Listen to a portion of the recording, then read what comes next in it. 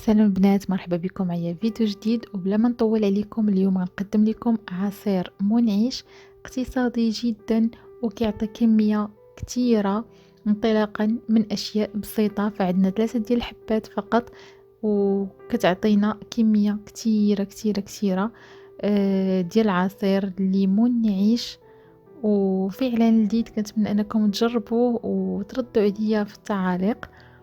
فبقاو معايا باش نشوفوا طريقة التحضير.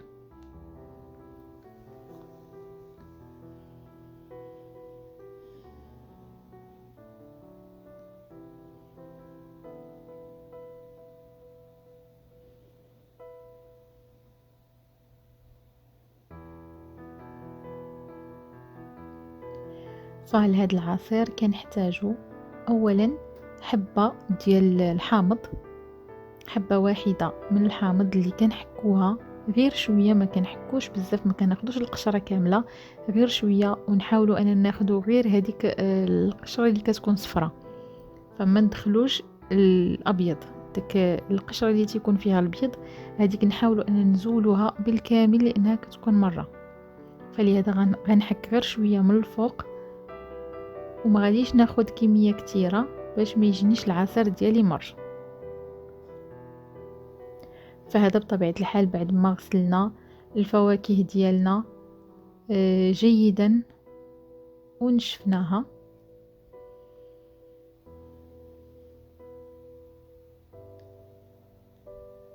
الآن غناخد برتقالة أو ليمونة، برتقالة حتى هي غادي نحك القليل من القشر ديالها، ودائما كيف قلت لكم غير من الفوق، ما كندخلش القشرة البيضاء.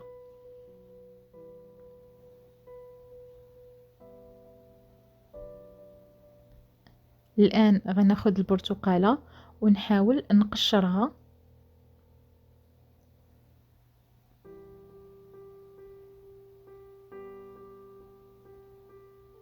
انا غنحاول نحيد القشرة بالكامل وغنحيد حتى هذيك القشرة اللي كتكون بيضة، لان قلت لكم هذيك القشرة هي اللي كتعطينا المرورة في العصير. الا ما بغيناش العصير يجينا مر فخاصنا نزولوا القشرة البيضاء بالكامل. نحيد ايضا النواة الا كاينه، ديك البذور اللي كتكون في الداخل والقشور البيضاء وجميع الزوائد اللي تيكون عندنا.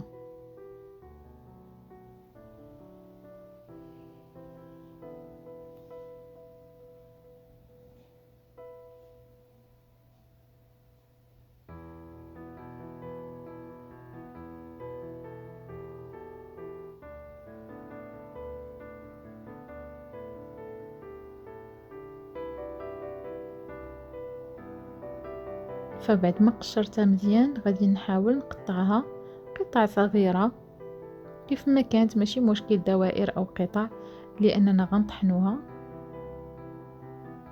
غير وحنا كنقطعو نحاولوا نردوا البال لهذيك البذور اللي كتكون لداخل ونزولوها.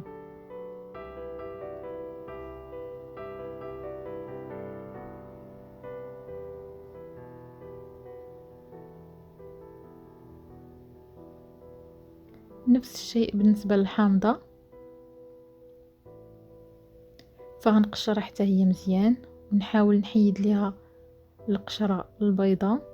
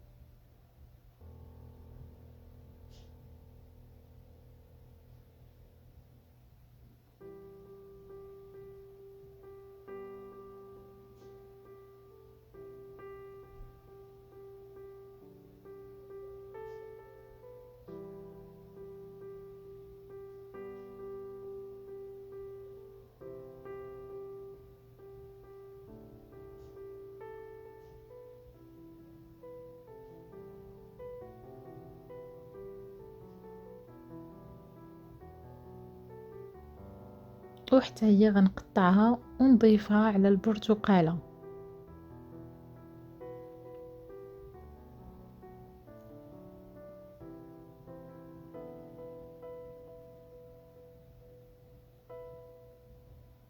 نحاول نزول البذور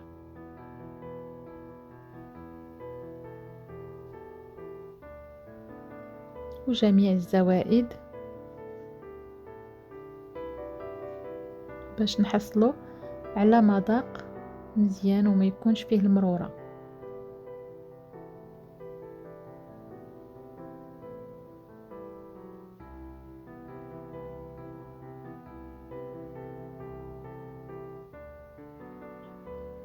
فالآن غناخد التفاحة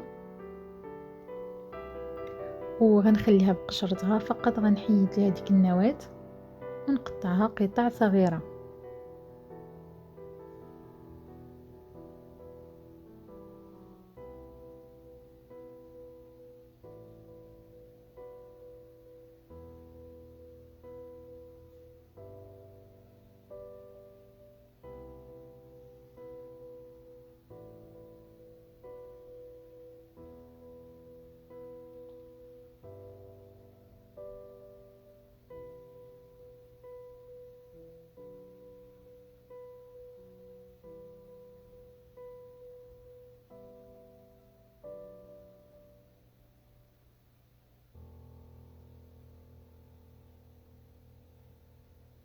فبعد ما قطعت الفواكه ديالي بالكامل غناخد الخلاط الكهربائي نوضعها فيه ونضيف ليها السكر حسب الذوق.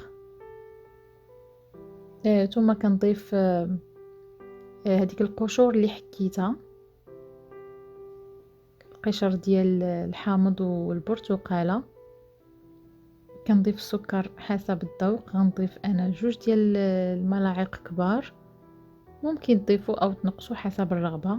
ثم كنضيف الماء تقريبا 1 لتر حتى لتر ونص، من الاحسن يكون بارد. ثم كنصبو في واحد الاناء وكنوضع الصفايه باش نصفي هذيك القشور وداكشي اللي ما تطحنش ليا، فغنحيدوه. نحاولوا نصفيوه مزيان.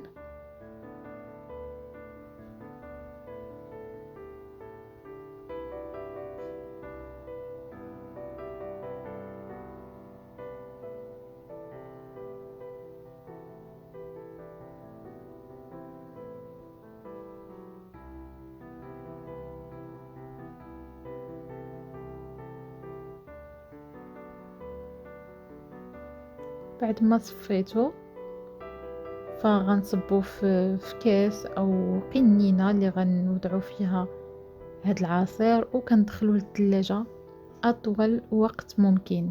فكل ما برد كل ما كيكون اكثر انتعاش. وهذا هو العصير ديالي، كنقدمه لكم بالصحه والراحه.